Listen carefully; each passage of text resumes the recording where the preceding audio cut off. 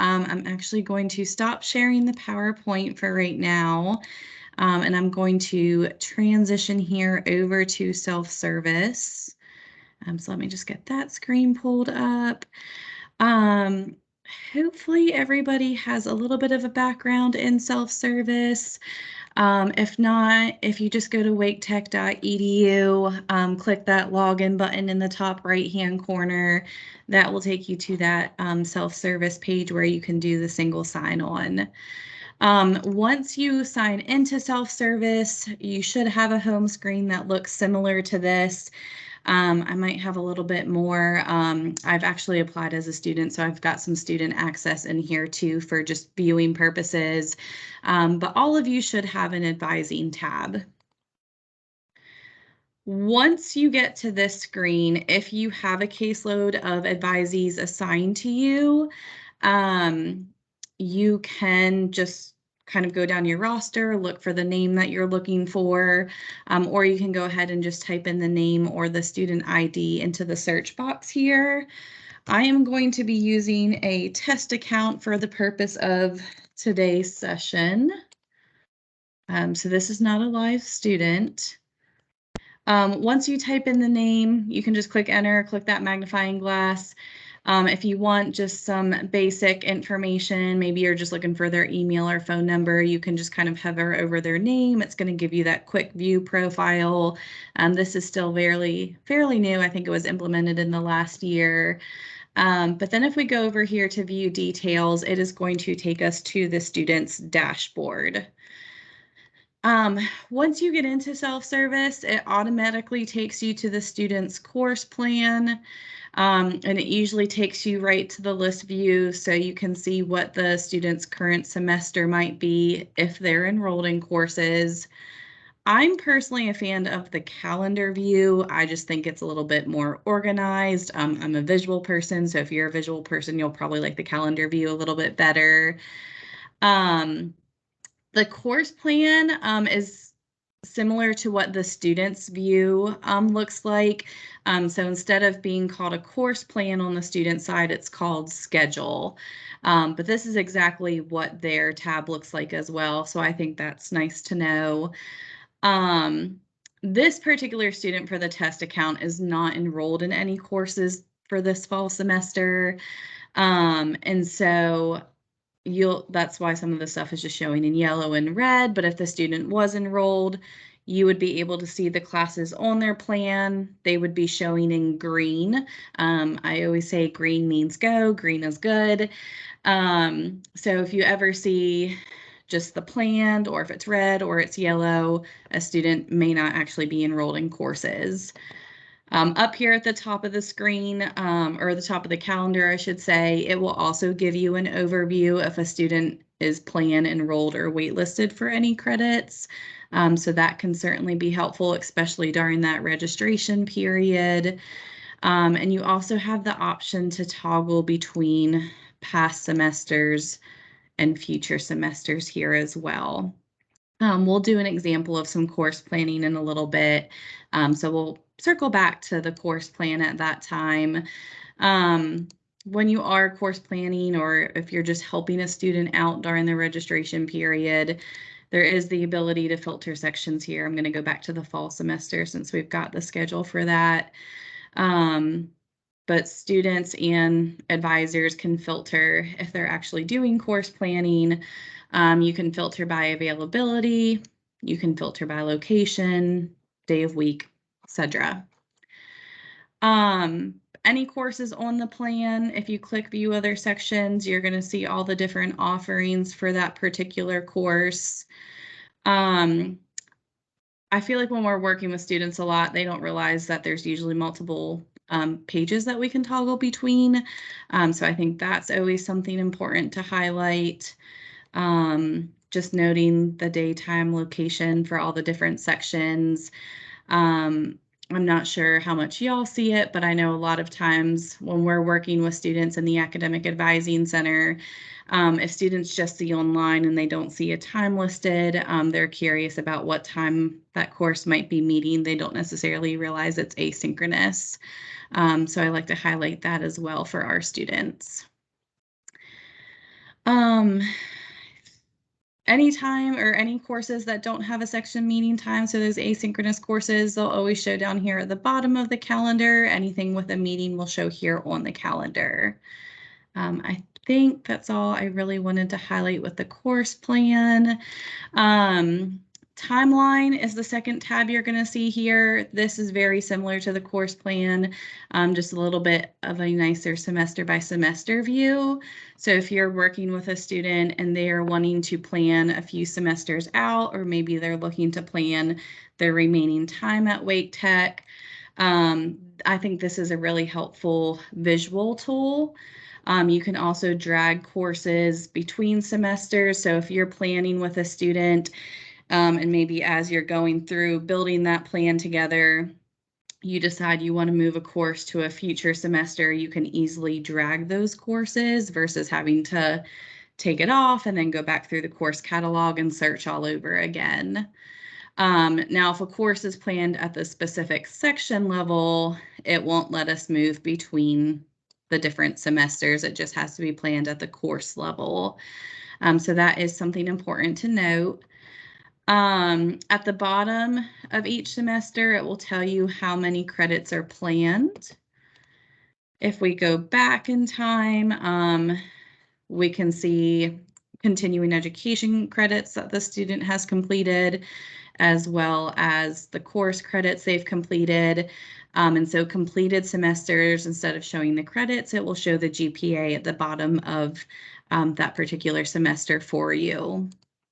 If you toggle all the way back to the beginning of the timeline, you'll see something called non-term courses.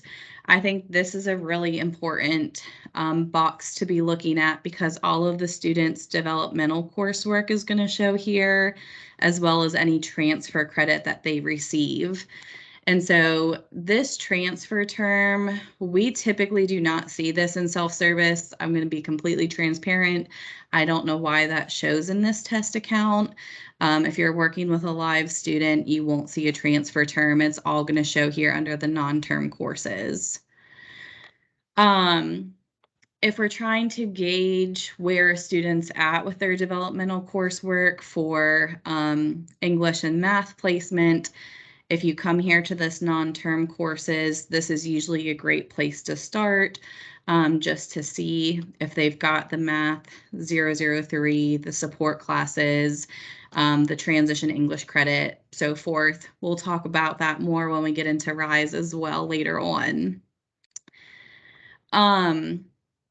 If you see college level courses with a check mark and not a T with a grade, so like here in the transfer term, you see the T's that indicate transfer. If we just see a check mark, that indicates the student probably got that course credit via AP placement test scores. But no matter what, as long as it's showing in this non-term courses, they've got credit in some way, shape, or form for those courses. If you wanted to take off some terms, like we've got a lot of terms added here, we can just click that X and remove the term. You could remove all planned courses if you wanted to do that. Let me take off a couple of these semesters. That way we can play around with it a little bit.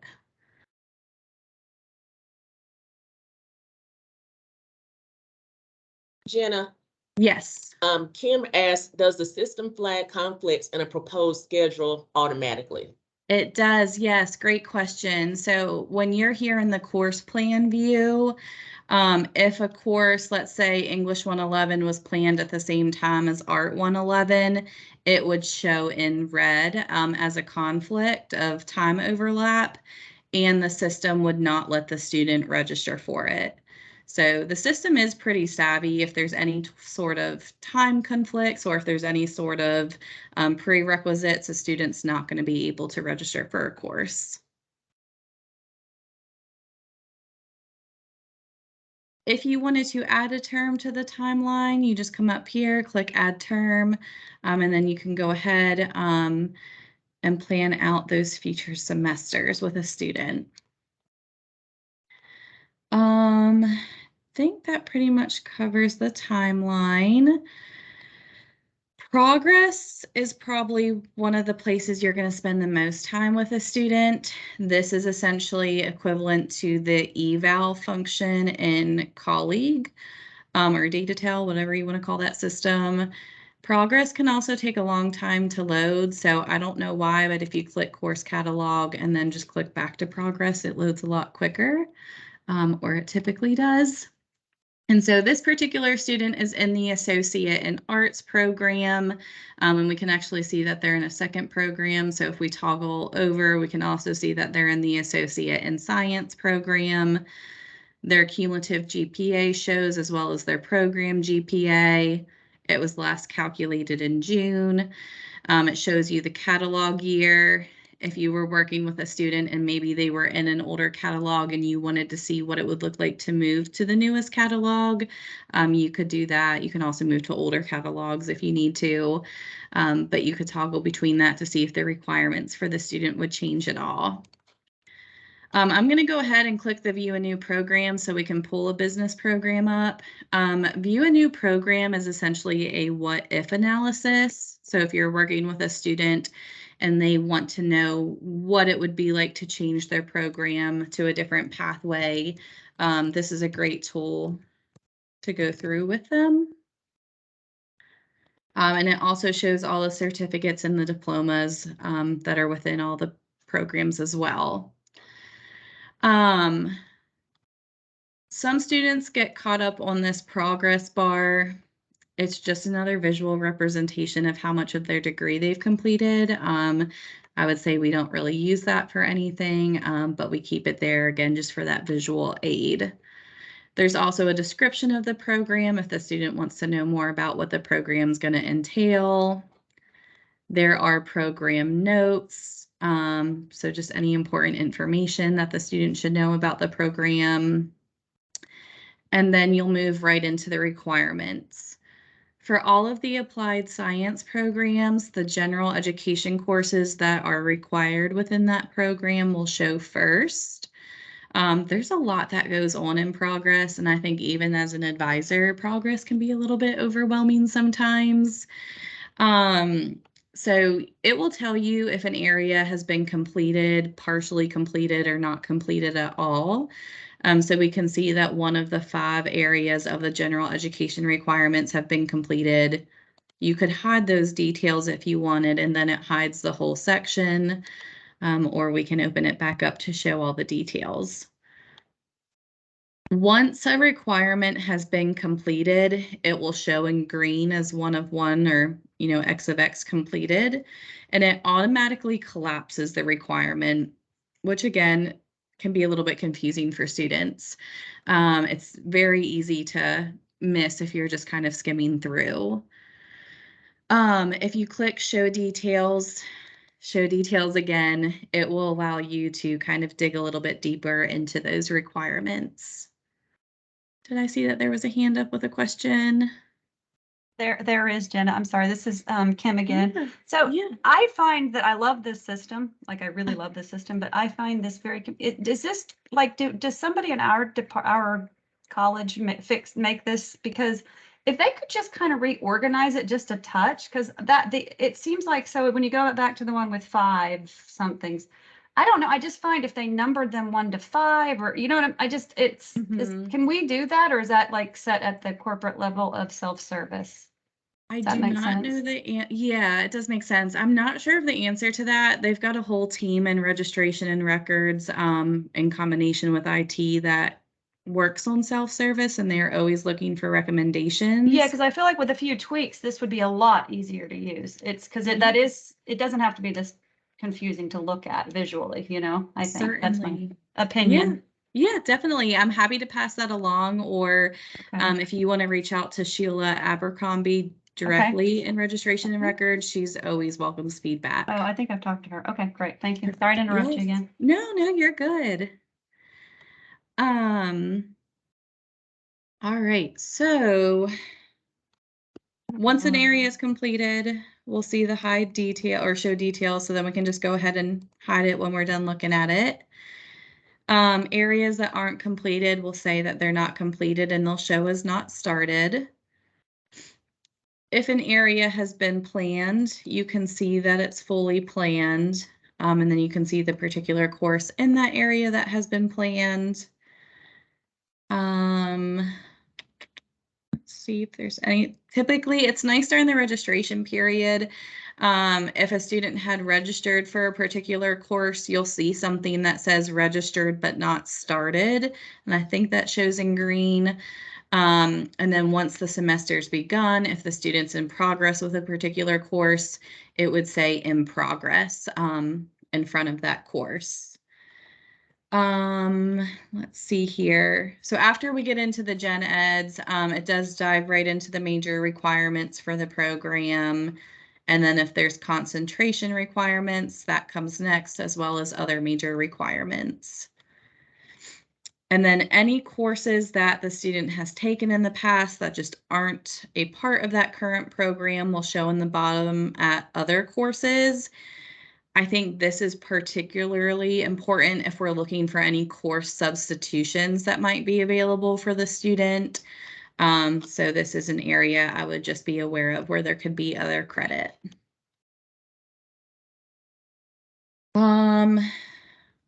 Other than that, once a student has completed a course, it will show the credit hours. Again, this was a AP credit that was awarded, so there's not a grade or a term completed, but if that information was available, it would show there. I think that pretty much hits the main points for progress. Is there any more questions about progress right now before I move on? Hi, Jenna, this is Keith. How can you tell if a course was substituted or approved for substitution just by looking at that record? Yes, so if the course was already approved for substitution and the substitution had been granted, like here for English 114, you might see English 113 or English 112, and it will say English 112 subbed for English 114, and then you would see the term taken, the grade, and the credits, and the area would show as completed. As far as knowing what substitutions are possible within your program, Donna, correct me if I'm wrong, I think that might be a future training that's upcoming. Yes. Okay, perfect. Perfect. Does that answer your question, Keith? Sure, thanks. Yeah, no problem. Any other questions about? I see one in the chat box, but I'm not sure if you may get to this, but Melanie is asking, is there a place in self-service that will show awarded certificates? Good question. No. So if a student, any student, or I should say any program, diploma, certificate that a student has completed and has been awarded, meaning they applied for graduation and registration and records has coded it as a graduate from that program, it goes away from self-service. So there's not necessarily a place to tell if that was completed unless they were still in progress with it or hadn't applied to graduate from it yet. Or if they're in business administration and you want to know if they fulfilled their requirements for business core certificate, you would just have to view a new program on your own. The nice part is if a student's enrolled in a business certificate or a business program, accounting program, whatever it might be, up at the top here, it would automatically pull all the certificates and diplomas available within that, I guess, house. That way you could easily toggle to see like how far a student had progressed in those certificates. But you would have to use that view a new program feature. Okay. And Stephanie has a question. Yes. I do. Every once in a while, I get a student who's required to take a math prerequisite or a co-requisite from a required math for our program, and they seem surprised until they go to register and then it pops up. Is there any way for us to know they're required to take that prerequisite or co-req, and how would they know? Yes, so we will be diving into that a little bit more when we talk about RISE later in the session. But you could go back to the non-term courses to see what their math and English placement is.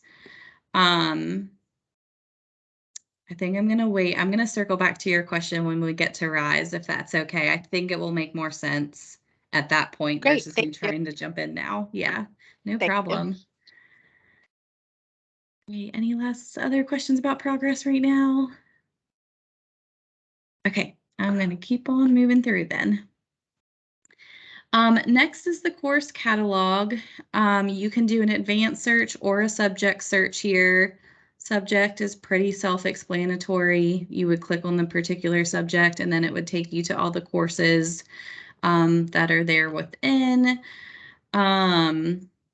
You can also use the filter results. So whether you're looking at a particular course or a particular subject, if you wanted to see just open sections only within those subjects, maybe you were looking at a particular campus, daytime, instructor, course level, all of those filters are here for you to use. The advanced search is nice, I think, especially when we're looking for mini-master courses with students. Pretty easy to just put in those dates, but of course, you could select by term as well. If you are searching for just mini-master courses, you would only put in the start and end dates. You would not select a term, and you can look up the dates if you're not sure what those dates might be for each of those sessions. You have the option here under advanced search for catalog listing or section listing. I personally like catalog listing a lot better, especially if we're looking at multiple courses at one time. If we're looking at one particular course, maybe we're looking at Business 110, that's when the section listing might be a little bit nicer. For those that have been here for a while, you probably remember Web Advisor. Section listing is essentially similar to what you saw in Web Advisor. So you can choose whichever one you prefer. It does default to section listing. So just make sure you're moving to that catalog listing if you want to. You could then filter by location as well as start times, days of weeks, and then you would just go through that search feature. Another way to access the course catalog, especially if we're just looking for a particular course or a particular subject, is you can just type the course in the search box here up in the top left or top right of the screen, and that will take you right to the course catalog as well. If you had any filter results on from a previous search, you might just have to refresh the page to get those filter results off. Once we're back here in the course catalog, it will give you the course description, if there's any prerequisites, the semesters it's typically offered, and then you can dig in to look at the available sections. Right now, the summer and fall schedules are still available, so October 21st, when that spring schedule becomes available, we'll see the spring tab where we could dig down, but for now, we'll just look at fall. And so here you would see all the different sections available for the course. I think this is used most when we're course planning with students. And again, when we're course planning, this is just all going to be personal preference. I personally just plan at the course level with students. I do not typically plan at the specific section level with a student unless we're in the middle of registration and they're looking for something specific and really just need that extra support. But I do just like to talk about the sections, that way we know what we're seeing. So if you wanted to plan a specific section with a student, then we would click plan section on schedule. You could just read more through the section details here if you wanted, and then we would click plan section. If we wanted to see where that went, you can go back to the timeline, or you can go to course plan, either place. But we know we were planning it from the fall schedule, so now we can see that Business 110, Section 6 is already on that fall plan.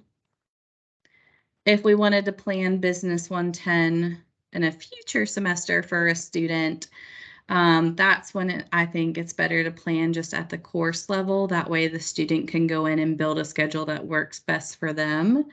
So maybe we're working with a student who wants to take this in the spring term. We'll go here to select a term. We'll plan it on their spring schedule, and then we'll click Plan Course. If we know they also want to take Business 137 on the spring, we can go ahead and add that into their spring term as well. And then for the purpose of this, let's just say they want to take Accounting 120 in the summer of 23. We can go ahead and add summer on there. And then of course you can plan as far out with a student as you want to. So as you start adding courses to the student's plan, you can go back to the timeline and again, see what that visual looks like. You can also go back to the course plan and see the visual here as well. Once that spring schedule comes out and you click View Other Sections, you would see all of different offerings for those particular courses, but of course, we're not going to see anything right now. Questions about course catalog or planning a course with a student? Okay. Moving on to student-facing notes, I would say this is a feature that really just varies by how, or varies by department of how it wants to be used. We don't typically use this in academic advising just because all of our notes about meeting with students are kept in colleague or data tell. The student-facing notes are notes that students can see. So if you write anything here, you just want to make sure that you're being objective with the information that you're sharing. But it can certainly be useful if there's something you wanted to share with a student or if you wanted to remind them, hey, if you can't get into business 115, let's take business 137 instead, or, whatever that note entails. Students cannot write back. They can see the notes on their student view of self-service, but they cannot write back to you. Once you write a note, this is a test, you would just click the Save Note, and then all notes will be available in the advising history there. And there's no way to remove those. Once you have course planned with a student, we like to archive the plans. That way there's a copy or a record of what was discussed. That way if someone else is working with the student in the future, or you just need to reference it for your own purpose in the future, it's there. Sometimes students will accidentally delete courses off their plan and they can't remember what was suggested. They can actually view the archive plans on their side of self-service as well. So you or the student could go back and view that archive plan. So after you're done meeting with a student, you would want to click Review Complete. And then just click Archive. And now if we go to the Plan Archive tab, we can see all the different times a plan has been saved with a student. And so now that we've got our newest archive, we can go ahead and download it. It should automatically go to a PDF. How you open the document could just vary by web browser.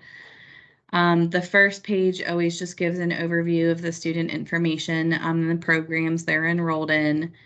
And then the second page will give the courses that have been saved. And it will tell you who added the course to the plan, whether it was an advisor or a student, and it always timestamps it and dates it.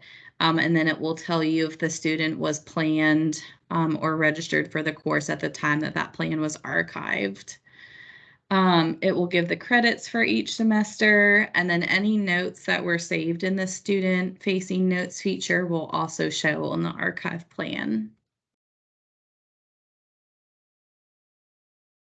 Next, we have test scores. For those that are familiar with colleague and data tell, and if you're not, that's okay, because we're going to talk about it in a little bit. This is essentially similar to the TSUM screen. So students right now are mainly admitted on high school GPA. That will show under admissions test. Placement test is if they've gotten college level math or English credit via the course being taken at another institution, or maybe they were here a long time ago and we just needed to facilitate their developmental credit. If they've taken the old AccuPlacer test for entry into Wake Tech, their test scores would show. ACT or SAT scores would also show here. And then the high school chemistry, which I don't think we really need to worry about in any of the business courses. But that's just a credit that students can get for taking chemistry in high school. And then for other tests, a lot of times you're just going to see AP credit here. But if the student took the old AccuPlacer test, any DRE or DMA credit that they received at that time, I believe, shows in other tests. So a variety of things can be seen here, but I would say high school GPA is going to be the most common at this point. We'll talk about when we get to RISE what the no high school math means. Unofficial transcripts, if you need to view the student's unofficial transcript for any reason, you can go to this tab, click on curriculum transcript, and then it will download the transcript for us. And we can open that up. We should not be sharing unofficial transcripts with students. They have access to it on their side of self-service. They do access it a little bit differently than we do just because our view is different than the student view, but you can guide them and just let them know that they can pull it on their side. Transfer credits, if a student has been to another institution, it will list their high school institution. You won't see anything, but if they've been to another institution in the past and their credits have been, or their transcripts have been evaluated, you would be able to view that in this section. If you see just a college listed, like maybe NC State's listed here and there's no transfer credit listed underneath, that could indicate that the student's transcript has not yet been evaluated, or maybe they provided us with an unofficial copy. And so there's other ways to look that up, which we'll talk about when we move into the colleague data tell portion of this. But I do just like to point out that you could potentially view a student's transfer credits in this tab. Grades, this is just another way of essentially looking at the timeline or the unofficial transcript just on a semester by semester basis. Gives you the courses taken, term GPA, and the grades made. Graduation application, if you want to know if a student has applied for graduation, you can go to this tab. This particular student has not applied. If they had, it would show you the program that the student had applied for graduation for and the date that they submitted that application. Once a student submits an application, they are not going to hear anything from registration and records unless there's an issue with them being approved. So I always tell students no news is good news if they ever ask you that question.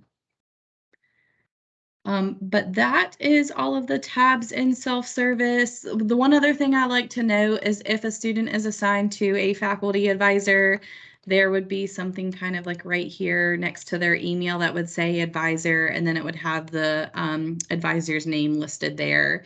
And on the student view, they have an advising tab where they can actually access their faculty advisor or their academic advisor's course information. Any questions about self-service? I know that was a lot in a very short amount of time.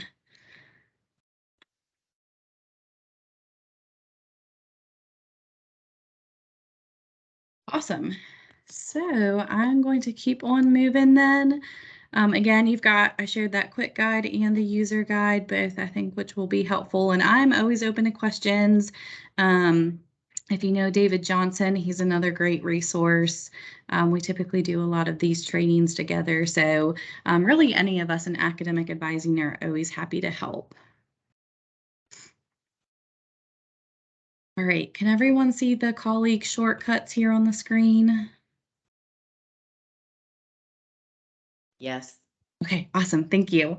Okay, so moving right into colleague, self-service is great, especially when we're course planning with a student, but we can't, unfortunately, always get all the information that we need from self-service. So there are certainly going to be times when we need to reference colleague, or maybe we just need a little bit more information than what self-service is giving us.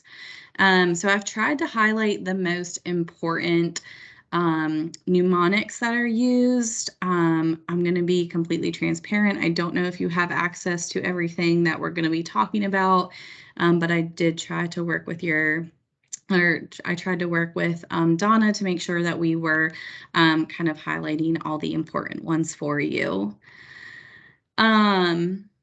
So starting with ASUM, ASUM is where a lot of the academic summary is for the student. So if they have a current application on file, you will be able to see that. The biggest thing is that academic advisors and admissions specialists use this screen for comments. Within ASUM, down at the bottom right-hand side, there's a little notes icon or comments. And so you can dig into that and see what comments an advisor or an admissions specialist might have left.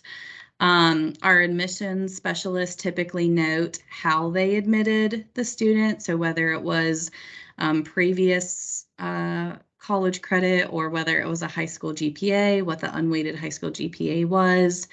And then, of course, the course recommendations from the advisor.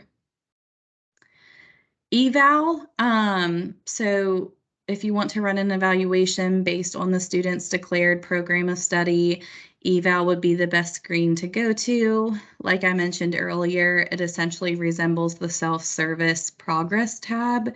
There really isn't a difference in what's included in those. An eval versus progress, I would say sometimes evals may be just a little bit nicer to look at. So sometimes I'll use evals just when I'm making sure a student's ready to graduate. I'll check progress and eval just to make sure I'm not missing anything. STIASU, this is where you can see if a student has submitted any transcripts to us from external colleges. And you can actually dig into the comments of each of those transcript submissions to see if it has been sent off for evaluation yet.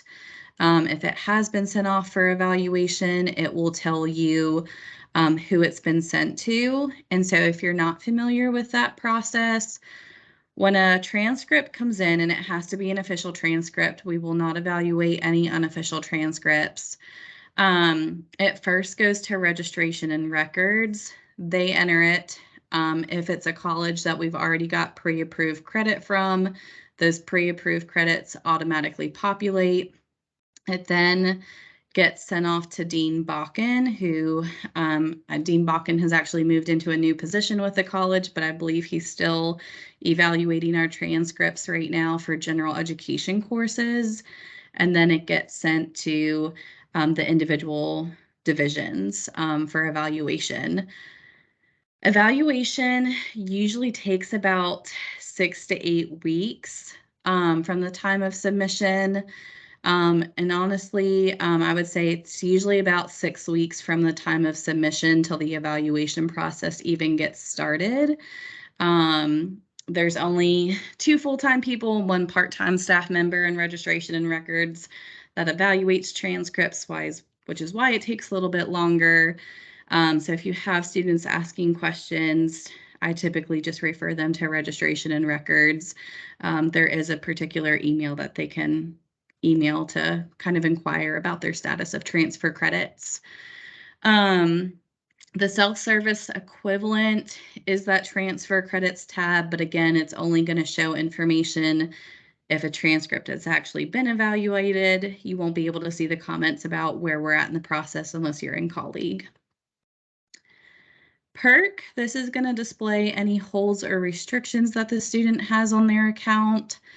Unfortunately, on the advisor side of self-service, we cannot see that. Students do get notifications on their side, or they're supposed to. So they should know if they have a hold on their account.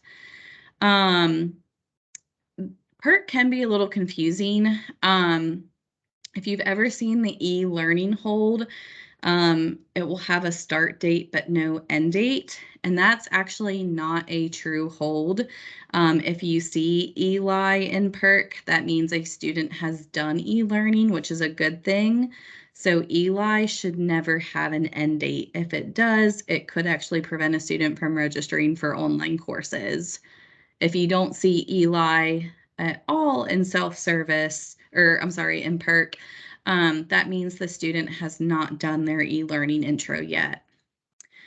Academic probation works the same way as e-learning. So if you see an academic probation hold with a start date and no end date, it's not actually preventing a student from registering. It's just more of a notation for advisors and registration and records to note the student's academic standing level. Academic warning and academic suspension holds do impede a student's ability to register for courses, but academic probation does not. And then I would also say make sure you're noting the start dates of holds, especially for our international students. Some of their start dates will actually be a future start date, so it might not be impacting the student at that time that you're working with them. PSPR is a proposed evaluation. It's essentially the equivalent of the View a New Program in self-service. So if you wanted to see what moving to a new program would look like for a student, PSPR could be the alternative to using that View a New Progress in self-service. SPRO or SPRO, just it's going to give you the students, it's basically another way to get just kind of an academic summary for the student. It's going to show you the programs that they're currently active in, programs that have been closed out, programs they've graduated from, but it's also going to display the name of the assigned advisor in that area. So I would say for the self-service equivalent, you can see the advisor if an assignment has been made under their just little academic summary at the top of their screen. Or if you were looking for active programs, you could go to progress. Self-service will not always show programs that have been closed out or graduated from, though. Next is SREP or SREP. This is a student's registration date for the upcoming registration cycle. And this will populate mid-semester. So for spring registration, we should start to see some SREP dates here in the next few weeks. I believe the spring schedule comes out October 21st. So usually I would say 1 to 2 weeks before that is when we'll start seeing the dates in colleague. You can see these dates in self-service as well, but you will not see them until the spring schedule has actually been published. So typically you can see that registration date that the student has been assigned in colleague before you'll see it in self-service. And in order to see it in self-service, you have to go to the student's course plan tab, go to that upcoming semester, and then the date and time will be listed there. If the spring schedule has been published and you're in self-service and don't see a day and time listed for registration for the student, they probably don't have a SREP date entered. If you know how to enter one, you're welcome to do it. You can also reach out to an academic advisor and we can do it for you, or you can reach out to registration and records. And registration and records should be updating their website. Again, I would say within the next 2 weeks to have those spring registration dates on there. STAC, this is an academic history, so any placement credit, transfer credit, registration history is going to show here. It's essentially equivalent to the timeline in self-service. STSC is the student schedule, so if you wanted to see the schedule for the student's current term, that would be the screen to look at. course plan is an alternative way to look at it in self-service. TSUM, this is going to be that test summary information. So high school GPA, SAT, or SAT, ACT, any type of placement test scores, whether it's a RISE placement, AccuPlacer, the NC DEP, any of those would show in the TSUM screen along with any AP scores. And again, self-service equivalent is the test scores tab. And then XVPR, this is for FERPA rights. So when you are in the XVPR screen, if there is a name listed, there should also be an indicator to the left of the name if they have academic access, financial access, or both. If you only see a name and not the type of access that has been granted, then the student hasn't fully completed FERPA. FERPA is a two-step process which they complete through WebAdvisor. We have not moved that to self-service yet, unfortunately. And so hopefully that will be moving soon. But so they go in, they list the individual's information that they want to give access to, but then 24 hours later, they have to go back in and list the type of access that they would like to give. Questions about those mnemonics before we dive into talking about some information in the stack screen a little bit more?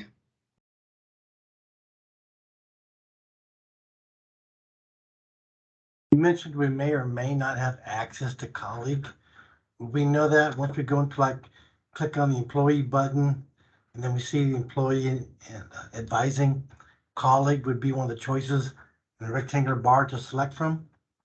No, so colleague you will actually access via the my.wake tech portal, or at least that's the only way I know how to access it. And so if you log into your, I can actually show you here. 1 second, let me stop sharing this.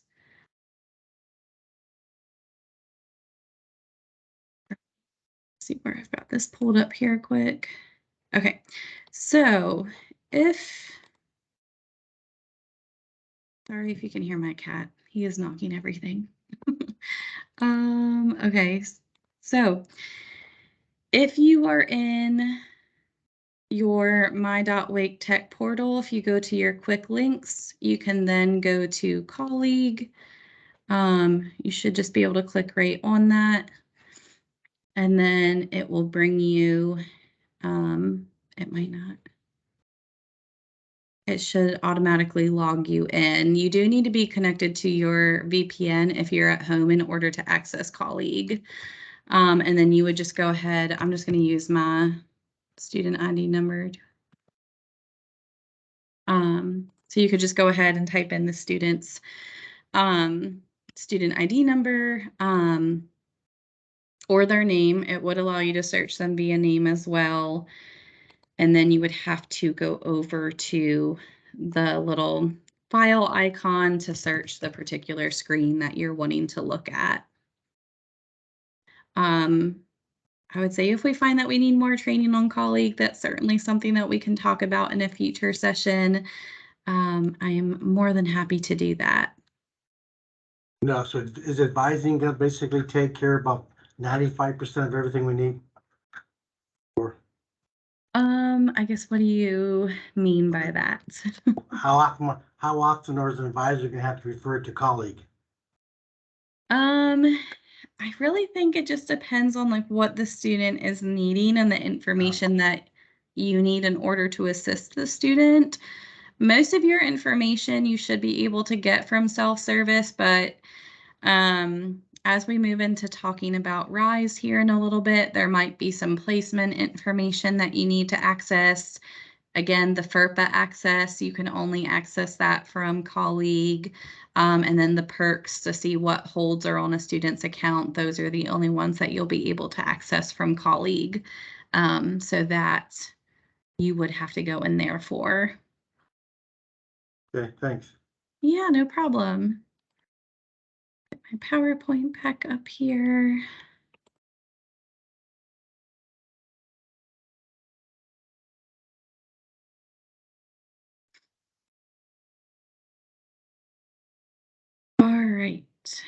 So just talking a little bit more about how to interpret codes when you're in the stack screen. And again, just as a reminder, the stack screen is just that academic summary. So similar to the timeline where you can kind of see all the credits a student has ever attempted or registered for. And so it just stands for student academic credits. When you're looking in stack, there's a lot of information, but to the far right, that's where you're going to see all the codes that we're going to go over. So if you see NC, that means non-course credit. So typically, again, if a student got the course credit through AP scores, or maybe they had direct placement into a higher level math, you might see that NC. You might also, multitasking here to see when else you might see it. Any developmental credit that's given to a student via their high school GPA or however they're admitted, you'll see an NC status as well because they have credit, but they didn't actually take the course. If you see a grade of CC, that just means course completion. We really will only see that if a student has been here for a few semesters and took those DRE or DMA courses, which was the old developmental reading and English and math placement. So you shouldn't really be seeing CC too often anymore, but if you do, it just means that they successfully completed the course. If you see an R, that indicates a course repeat. So if a student, again, is taking one of our transition courses, that's really the only time that they'll see a grade of R. So anything that's transitional or developmental in nature, if the student didn't pass it, they have to go back and repeat it. If you see a grade of TR or TX, so like TA, TB, TC, or just a T, that's going to indicate that they got transfer credit for that course. There may or may not be a grade associated with it. Students' grades from previous schools never impact their GPA here at Wake Tech. A D is just going to indicate that the student dropped the course during the schedule adjustment period. So I think it's like the first 5 days of class now because they've shortened it a little bit. And that if they receive a grade of D for drop, they will get a 75% refund for what they paid for the course. If there is an X, that means the student has dropped the course before the start of the semester. So they were making changes during the pre-registration period, and they would get a full 100% refund if they paid for the course. If there's an A under the status, that indicates that it was added during that schedule adjustment period. If there's a W, that just indicates a course withdrawal with no impact to their GPA. I do want to note withdrawals always impact financial aid completion rates, even if they're not hurting a student's GPA. So if you ever have a student inquiring about if they should withdraw from a course, ask them if they're using financial aid, and if so, refer them to a financial aid counselor so that they can understand how that withdrawal will impact their financial aid in the future. A withdrawal failing, it acts the same way as an F would in a student's GPA. A withdrawal passing essentially is similar to a withdrawal. The withdrawal failings and the withdrawal passings are given once that withdrawal deadline has passed. So obviously the passing is not going to hurt a student's GPA, where the WF would negatively impact the student's GPA. Any questions about stat codes? Okay. Keep on moving right along. So this brings us into RISE placement. RISE just stands for Reinforced Instruction for Student Excellence. About, oh gosh, at least 2 years, if not 3 at this point. Definitely was pre-pandemic. I think that's how I measure my time at this point. We implemented RISE right before the pandemic, and so this is just our placement system now. essentially with RISE, we don't have as many students taking the placement test. And it was the whole purpose of RISE was to get students into their college level courses quicker in order to increase retention, especially in our math and English courses. I do see there was a question here. So the only difference in a W and a WP is the amount of tuition they receive back. Actually, they don't get any money back, whether it's a W or a WP. That's a great question. So once the drop period has ended, a student does not get any money back if they withdraw from the course. The only difference between a W and a WP is that a W is given prior to the withdrawal deadline, which is usually the 60% period in the semester. So I think it's what, October 24th for a full 16-week class this semester. But like, let's say a student wants to withdraw in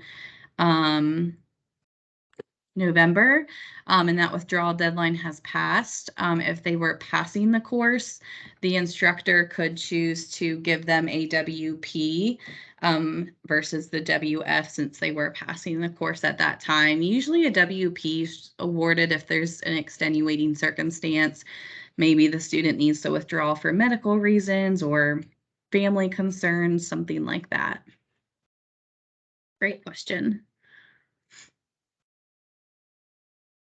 So RISE is our reinforced instruction for student excellence. Like I said, placement policy that's primarily based on high school GPA, and it really places students into one of three different pathways.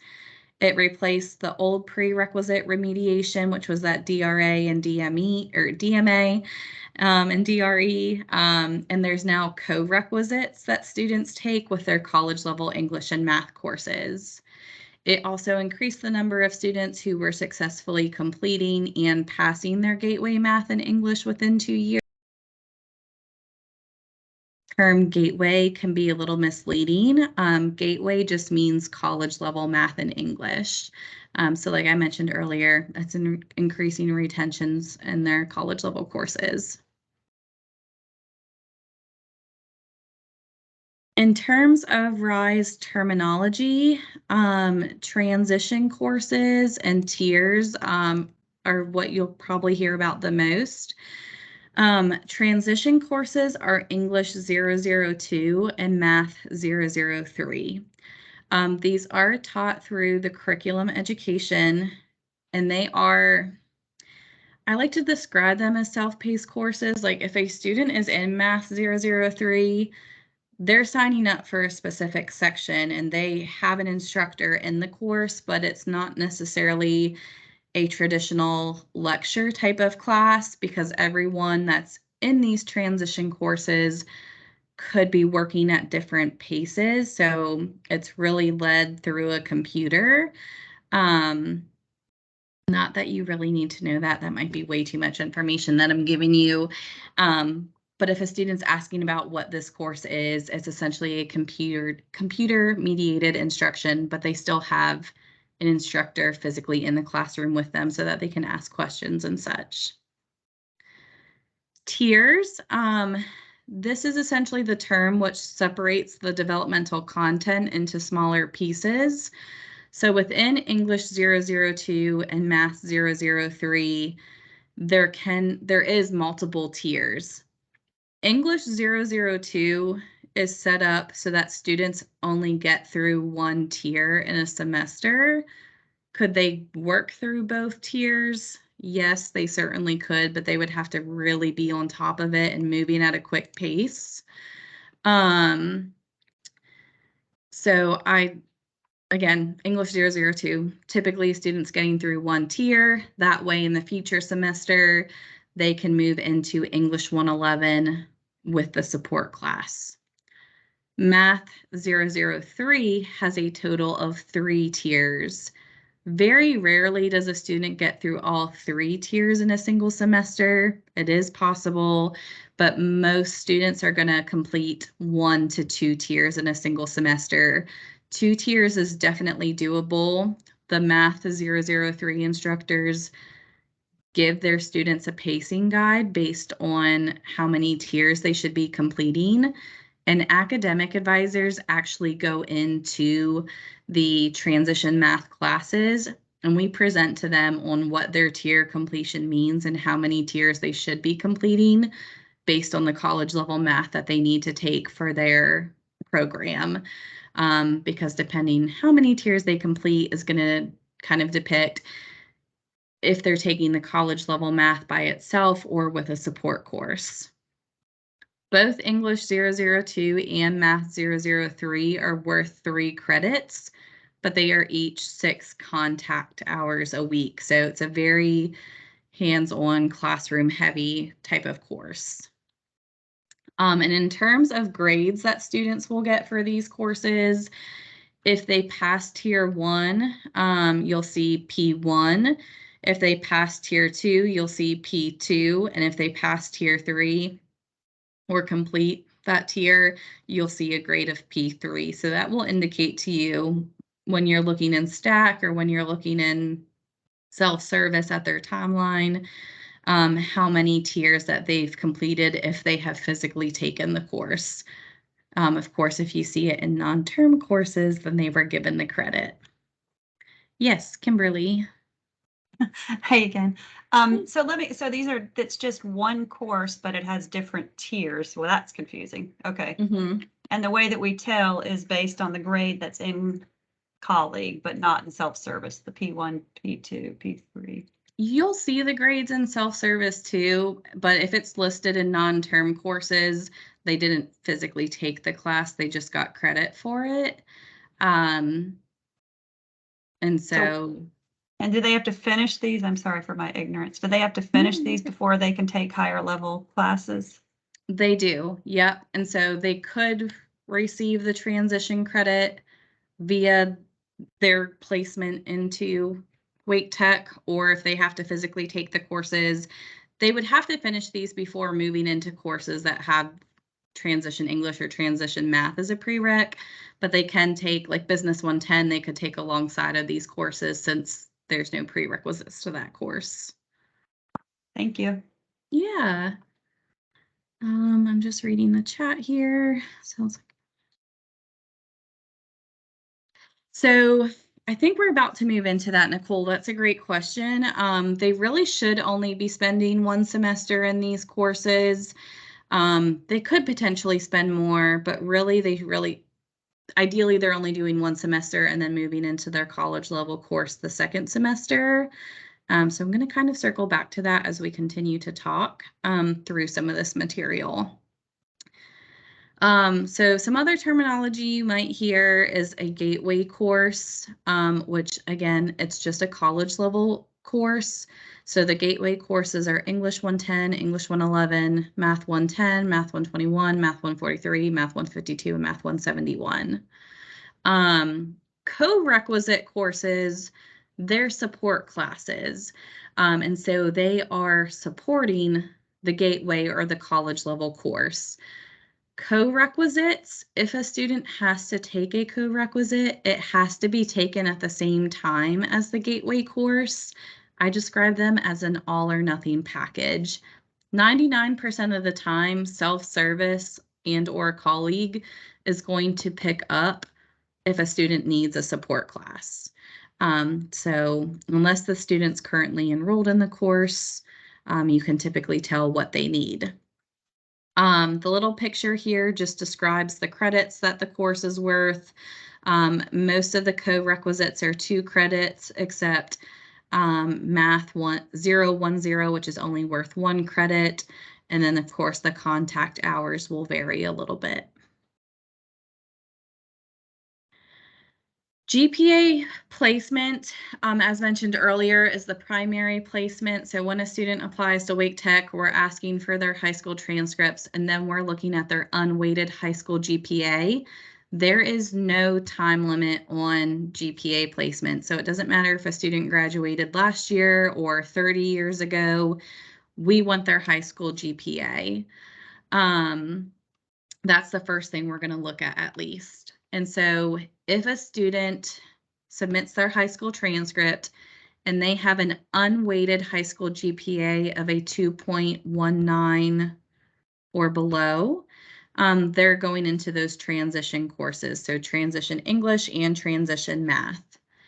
If they have an unweighted high school GPA of a 2.2 to a 2.799, then they can take their college level math course and their college level English course for their program, but they have to take support classes with the English and math.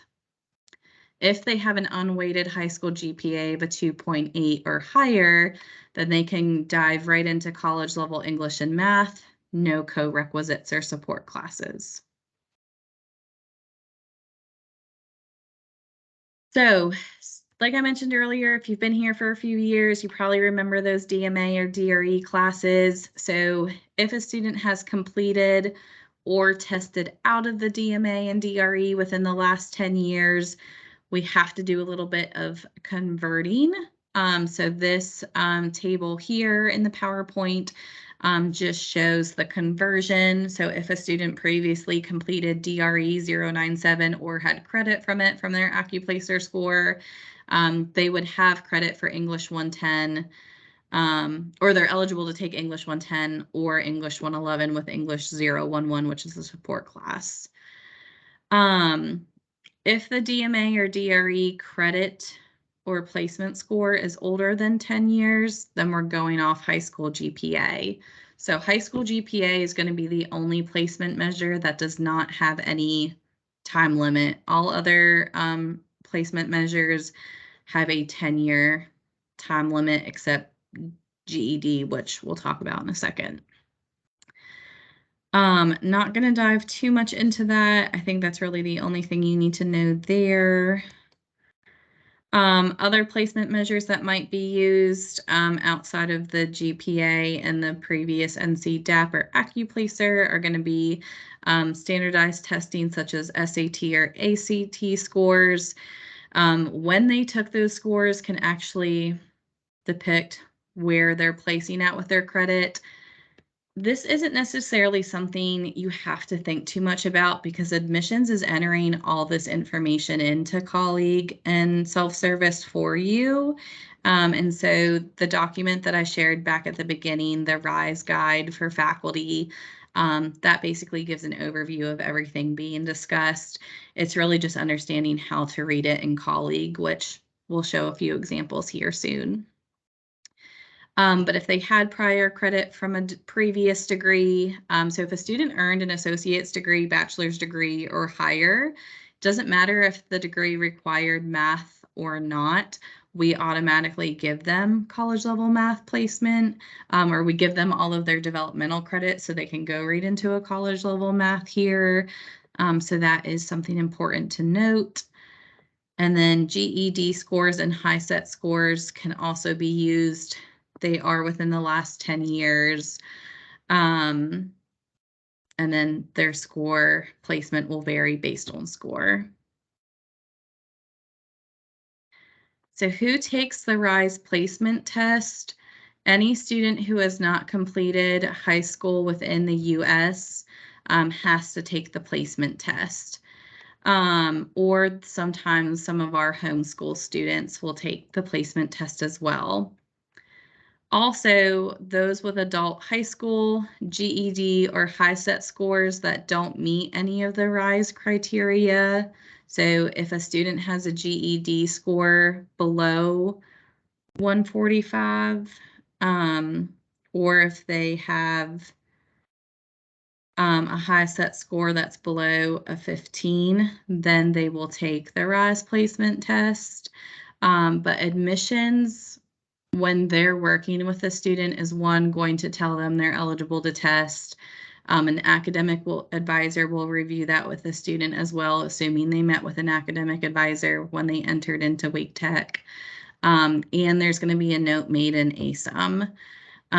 So the student, by the time they get to you as a faculty advisor, hopefully that's already been discussed with them.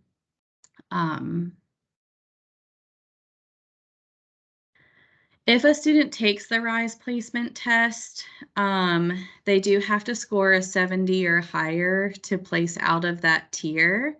So for both English and math, they always start with tier 1. If they score a 70 or higher, the test automatically moves them into the next tier.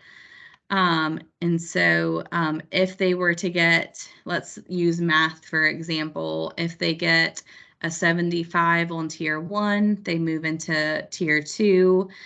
If they get a 60 on tier 2, then it stops them there. And then that would be reflected in colleague. And so it would show that they only have credit for Math 003. So we would know that they need a college level math with a support class. If a student is taking tier 1 for both English and math, they score 69 or below, they're not going to get any sort of developmental credit. And so if you don't see any developmental credit at all in colleague or self-service, that indicates the student needs to take those transition courses. So when we're trying to interpret test scores and figure out what a student needs to take, you can look in colleague in the TSUM screen or the STAC screen, or you can also look in self-service in the test scores. And so again, this is just going to include high school GPA, all the different placement tests, ACT or SAT, and then you might see high school chemistry as well. They are allowed to take the RISE placement test twice. 2-time maximum. If they start transition courses, they are no longer eligible to test. So once they start into English 002, Math 003, they cannot retest or take the test for the first time if they hadn't done that. So when we're interpreting test scores, let me move over here so I can see my screen a little bit bigger. So interpreting test scores, this first one is an example of a student. This is taken from a screenshot from the TSUM screen in colleague, and we can see under the admissions test that RISE GPA is less than. That just means it was their unweighted high school GPA was below that 2.2. So that indicates that the student needs to take transition English and transition math. And we can see that the second screenshot on the right shows that they're currently, or that particular student was enrolled in the course, but they didn't actually have any credit for the course prior. So if we're looking at admissions test and we see that GPA less than, just know that they need transition courses. In the second example here, you'll see that it has RISE GPA of 2.2 plus. That means that the unweighted high school GPA fell between a 2.2 and a 2.799, which means the student can take their college level English and math, but they have to take the support classes with those college level courses. And so on the right-hand side, if you're looking at the STAC screen to see what credit they already have, you can see that they've got non-course credit for English 002 and Math 003. And then in their very first semester, they actually took English 111 with English 011. And so again, if we see the 2.2 plus, that indicates they can take college level courses with the supporting class. In example 3, we see the admissions test of GPA 28. That just means that their unweighted GPA was a 2.8 or higher, which indicates they can go right into college level courses. No developmental credit is needed at all.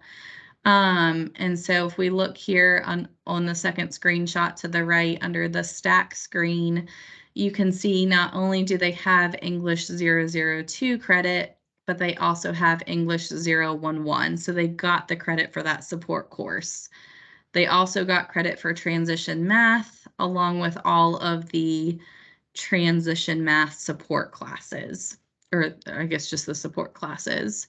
So that means this student can go right into college level English, college level math. That's it. The next example is a student who was given RISE Math and English placement from admissions. So I went back and actually looked at the ASIM notes to see why this was given. This particular student had a college level English with a C or better, as well as a college level math with a C or better from a previous institution. And so their college level courses were used for admissions placement versus their high school GPA.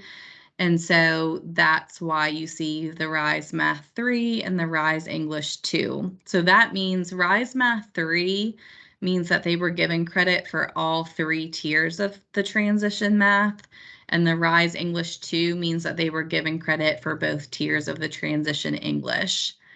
It is possible, depending on what college level math the student took. Like, let's say the student took Math 110 at a previous institution. Maybe they were at Durham Tech before coming here.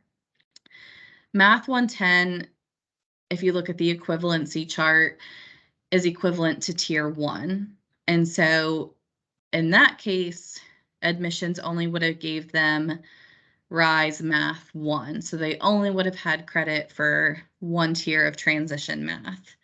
They don't necessarily have to take any more math with us, because if Math 110, if they made a passing grade, which they had to for admissions to use it for placement, it's probably going to transfer over. So I guess that's a little side note there. And then, of course, if you're looking in STACK, you can see that this particular student got credit for all of their transition and supporting courses. The next example, this student has a lot of information entered. So they've got their high school GPA, they've got some RISE placement, and they've also got some information from when they took the NC DAP scores or NC DAP test a few years ago. And when you're looking in the TSUM screen, under each of the testing areas, so like placement test and other tests, you might have to toggle between pages to see all the individual scores. And so essentially what all of this information equated to, we can see that with the GPA, it was less than the 2.2. So that there indicates that they need transition English and transition math. However, if we look under placement test scores in 2019, so within the last 10 years, admissions gave them credit for tier 2 of transition math and tier 2 of transition English. So on the right-hand side, in the screenshots of STACK, we do see that there's non-course credit for Math 003, kind of about halfway down, almost to the bottom of the top screenshot. And then we also see that they've got credit for some of the for some of the supporting classes that that second tier gave them. And so we always use, as long as the credit is within the last 10 years, we'll always use the highest marker for course placement. I hope that makes sense. So basically, like, yes, GPA was entered, but because the college level courses were taken within the last 10 years, they were entered within 2019, we were actually able to use that previous college placement or college level credit versus the GPA to place them into higher level courses.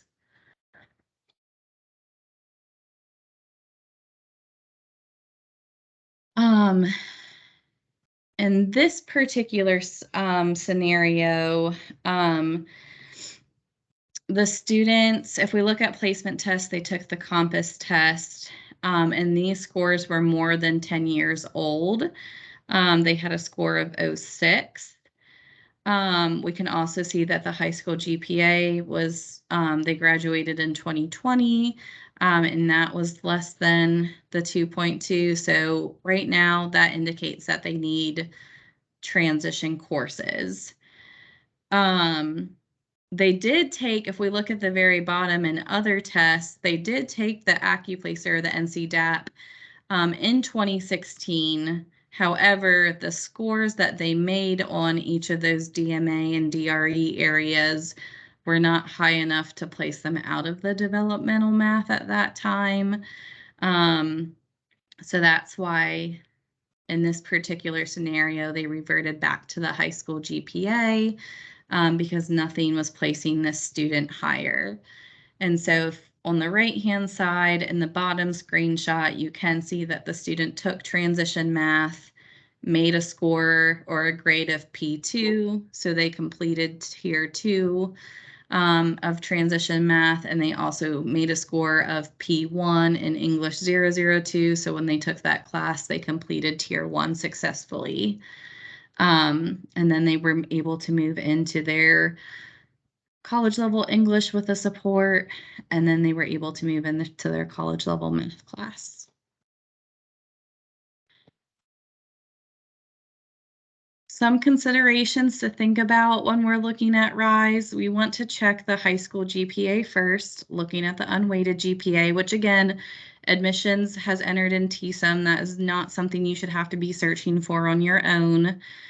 If you want to determine if a higher level math placement is possible, you can see if they have old placement credit from the DMA and DRE. You can also check ACT or SAT scores. You can check for Math 003 and English 002 credit. You can see if they've completed a previous degree and or have taken any college level courses elsewhere. Students who need to reapply, their admissions placement might need to be reevaluated. So if they were here, let's say 6 years ago, it's been more than a year since they took classes, so they broke enrollment, they had to reapply. If their admissions placement wasn't updated when they were readmitted, you can always refer them back to admissions or academic advising for appropriate course placement. But admissions should be updating when they readmit a student.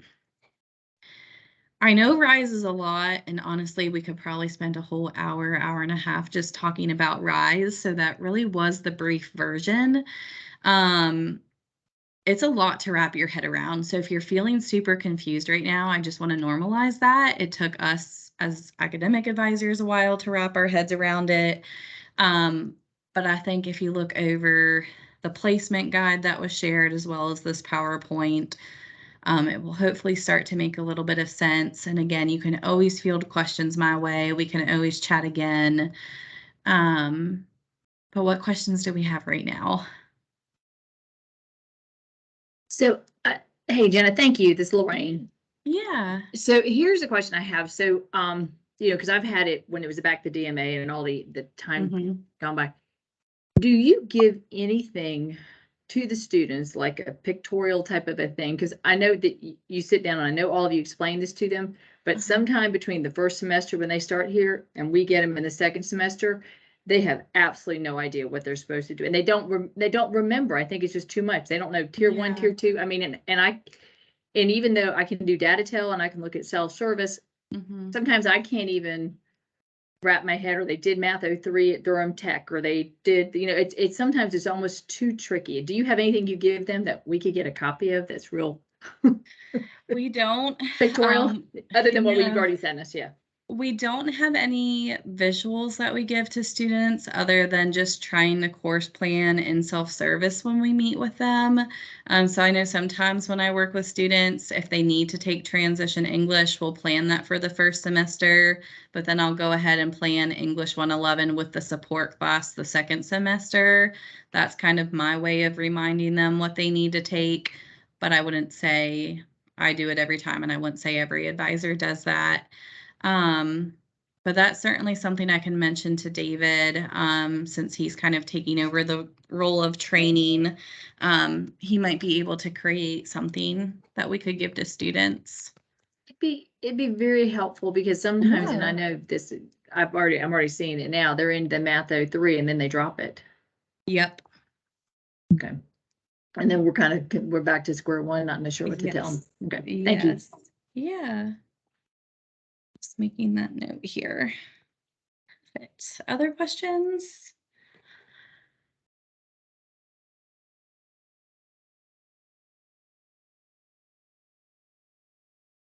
All right. Well, again, I know this is a lot to process. I've thrown so much information at you. So if information does come up, please do not hesitate to reach out to me. I'm actually going to share my contact information here in the chat box for you.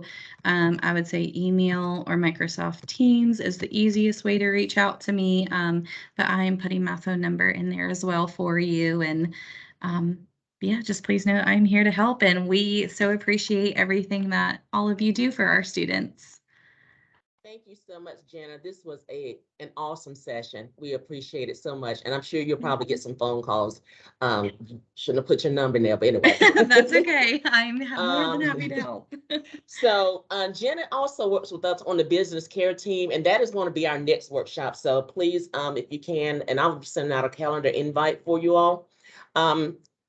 Also, I put the link for the survey, the workshop survey. So if you could please take a few minutes and complete that survey, we'd love to get your feedback. Thank you so much for your time. We're giving you 2 minutes back in your schedule. So everybody have a great day. Bye, y'all. Bye. Thank you. Thank you, Jenna.